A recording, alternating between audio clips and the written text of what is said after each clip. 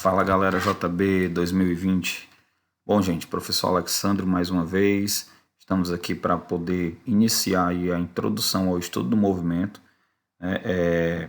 fazendo aí uma dedicatória a toda a galera das primeiras turmas, do ano de 2009, Finanças, Informática, Estética, Enfermagem, beleza? Um grande abraço para a galera aí de 2009, as primeiras turmas.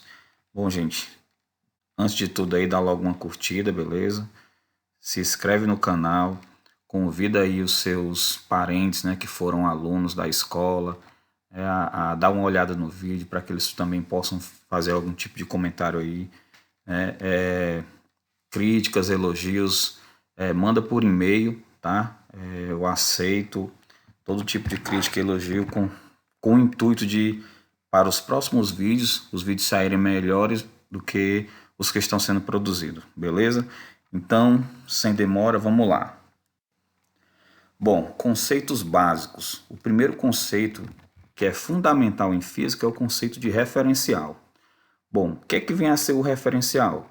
É qualquer objeto no espaço físico em que ocorre o fenômeno. Alex, o que é o fenômeno?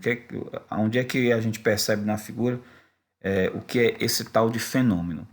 Bom, o fenômeno é o ônibus em movimento. O fato dele estar se movimentando é um fenômeno físico. Uma pedra caindo é um fenômeno físico. Tá?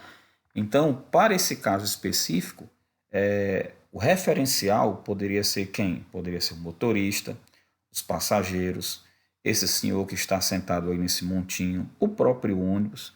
Então, qualquer objeto físico que esteja dentro da área onde está sendo observado o fenômeno pode ser um referencial, beleza? Vamos lá. Mais dois conceitos aí, o conceito de movimento e o conceito de repouso. Para o conceito de movimento, dizemos que um corpo está em movimento quando há afastamento ou aproximação do referencial. E o contrário, Alex, ora, se não tem aproximação e nem afastamento, a gente diz que ele está em repouso. Vamos lá para a figura. Temos aí um observador na estação, está passando aí um vagão, e aí o que é que acontece? Para o observador, que vai ser o nosso referencial, o trem está em movimento. Por que, Alex? Porque ele está se afastando do observador, que no caso é o nosso referencial. Ah, Alex, e se eu mudar o referencial? Eu não quero mais o referencial como o observador. Eu quero que o referencial seja a lâmpada. Bom, se o referencial for a lâmpada, aí a gente vai dizer que o passageiro, esse camarada que está sentadinho aí, ele está em repouso, porque ele nem se aproxima e nem se afasta da lâmpada. Beleza? Então, movimento se aproxima ou se afasta do referencial, repouso nem se aproxima nem se afasta do referencial. Beleza? Show de bola. Vamos para o próximo. Ponto material e corpo extenso. Também são dois conceitos que precisam do referencial, beleza? O ponto material, quando as dimensões dele são desprezíveis. Olhando essa figurinha aqui, onde temos 4 carrinhos em uma pista circular, se a gente considerar uma pista de maior extensão ainda, nós vamos perceber que o tamanho desses carros vão ser irrelevantes. Logo, eu posso considerar eles como um ponto material. Mais um exemplo, Alex. Ora, se você pegar uma moto e considerar a distância Fortaleza-Juazeiro do Norte, então você vê que a distância é imensa. Em comparação com o tamanho do carro, o tamanho dele fica irrelevante. Então ele seria um ponto material. E na outra figura a gente tem um estacionamento. Se a gente for pegar o tamanho do estacionamento e o tamanho do carro, aí sim, aí as distâncias, aí o tamanho do carro é relevante. Logo, ele vai ser um corpo extenso. Lembra que a gente comentou em sala que a gente deu o exemplo do avião, o avião no aeroporto, corpo extenso, o avião no ar, ponto material, o navio no cais, corpo extenso, o navio no oceano, ponto material, beleza? Então é só relembrar aquilo que a gente falou em sala. Vamos embora. Conceito de trajetória. Podemos definir trajetória como sendo o caminho percorrido pelo corpo em um determinado intervalo de tempo. Na primeira figurinha tem um camarada aí dando um chute numa bola, então a trajetória nada mais é do que todo o caminho que ele percorre de onde ele saiu até onde ele vai parar. Na outra figura, nós temos aí, né, um arremesso, uma bola de basquete, também tem todo um caminho. Então, a trajetória nada mais é do que o caminho percorrido pelo corpo, beleza? Não tem muita dificuldade em definir trajetória. Vamos embora. Posição. Aí a posição a gente pode definir como sendo qualquer ponto da trajetória. Bom, já sei o que é a trajetória, né? O caminho que o corpo vai percorrer em um determinado intervalo de tempo, mas em cada ponto dessa trajetória eu defino uma posição. Na figura que eu coloco aqui, a trajetória ela é esse segmento de reta que vai de A a L. Então veja, a bolinha X está lá no ponto B, então eu vou dizer que ela é a posição B. E ela mede, no caso aí, menos 2 metros. A bolinha Z está lá na posição J, e aí ela mede 6 metros. Então, veja, a posição são pontos específicos da trajetória. Então, não confunda posição com trajetória, beleza? Vamos embora. Deslocamento escalar. A gente vai definir o deslocamento escalar como sendo a diferença entre a posição final e a posição inicial de um objeto.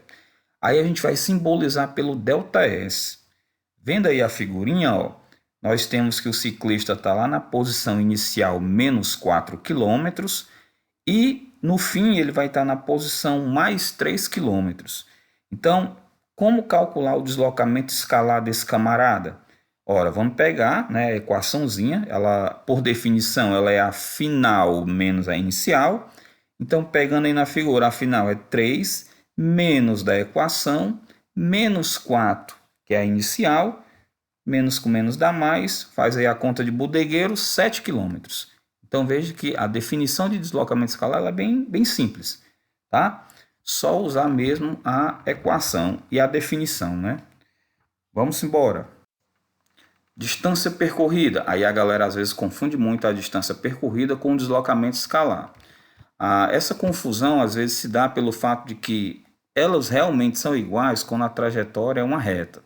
A trajetória não sendo uma reta, a distância percorrida ela é diferente do deslocamento escalar, beleza? Eu coloquei uma figurinha que mostra a distância percorrida pelo camarada do apartamento dele até o local de trabalho. Ele percorreu, né, 50 quilômetros. Alex, e aquele 30 lá embaixo, o que é? Seria o deslocamento escalar. Lembra que o deslocamento escalar ele é a posição final menos a inicial. Então, o deslocamento escalar ele dá o menor percurso. Tá? E já a distância percorrida não necessariamente ela é o menor percurso. Ok? Simbora. Intervalo de tempo.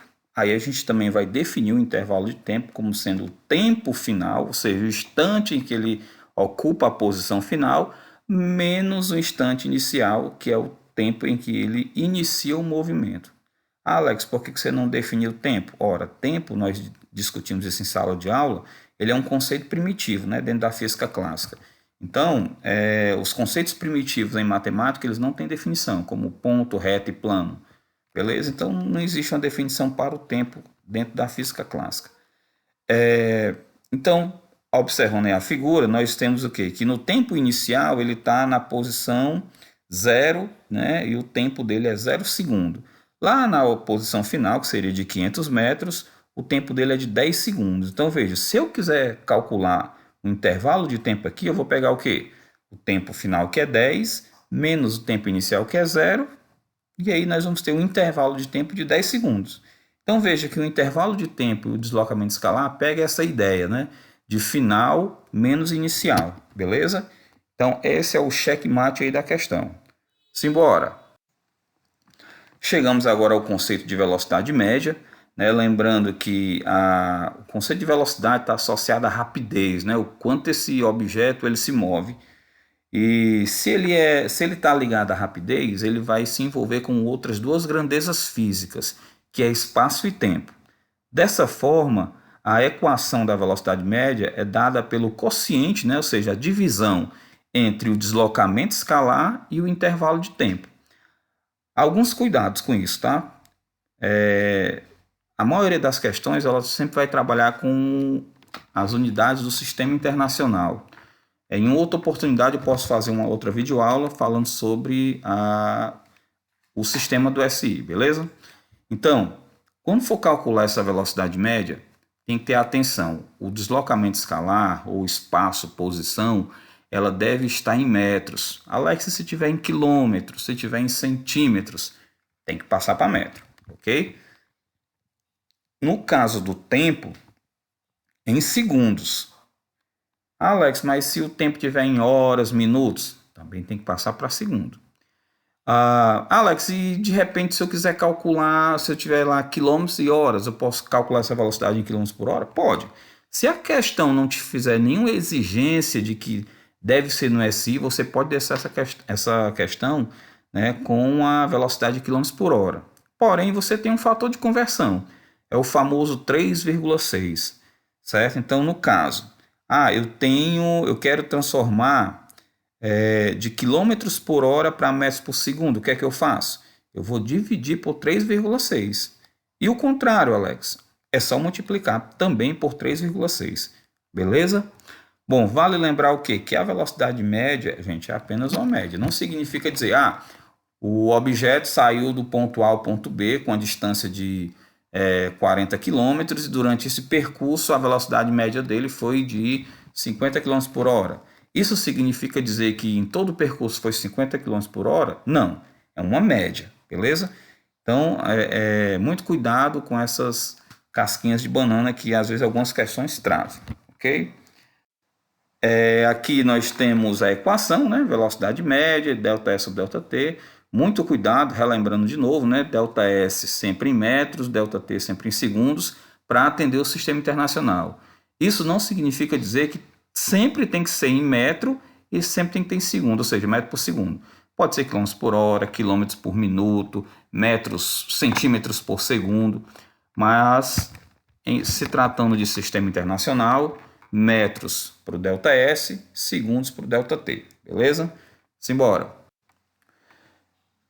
Enfim, a velocidade instantânea, né? A velocidade instantânea, a gente comentou isso em sala, é aquela velocidade que ela tende a zero, né? O tempo tende a zero. Por que o tempo tende a zero, Alex? Lembra que a gente comentou que demos lá o exemplo do aluno, né, em sua moto, né? Claro, quando ele completar os 18 anos, tirar a sua carteira de habilitação e tudo, ele está lá na sua moto e ele olha para o velocímetro e vê 50 km por hora. E de repente, é aquele instante entre ele olhar para o velocímetro e tirar a visão para poder continuar, para não provocar um acidente, a gente chama isso aí de intervalo de tempo mínimo, ou seja, quando o tempo tendendo a zero, se aproximando de zero, não é zero, mas se aproxima dele. Então, nesse momento é a velocidade instantânea, aquela velocidade naquele instante, beleza? É diferente da velocidade média, né, que considera todo o percurso. Então, a instantânea pelo próprio nome, né, naquele instante, é instantâneo, olhou para o velocímetro e é aquela velocidade, ok? Bom, gente, na próxima videoaula a gente vai fazer um comentário, certo, dos exercícios deste capítulo, que é o capítulo 2 do livro didático de vocês. Não vale lembrar, né, fique em casa, tá, gente? A gente está quase terminando esse negócio, né? A gente vai passar por um período agora do pico desse vírus, mas eu tenho certeza que, se Deus quiser e Deus permitir, Ele vai permitir, logo, logo isso vai terminar e a gente vamos estar nos reencontrando aí na escola, se Deus quiser, beleza? Até mais, não esquece aí de dar aquela curtida, tá? Quem ainda não se inscreveu no canal, se inscreve. Se conhecer algum ex, né, tem um parente aí que foi ex-aluno, pede para vir na curtida aí, que aí a gente agradece demais, beleza? Valeu!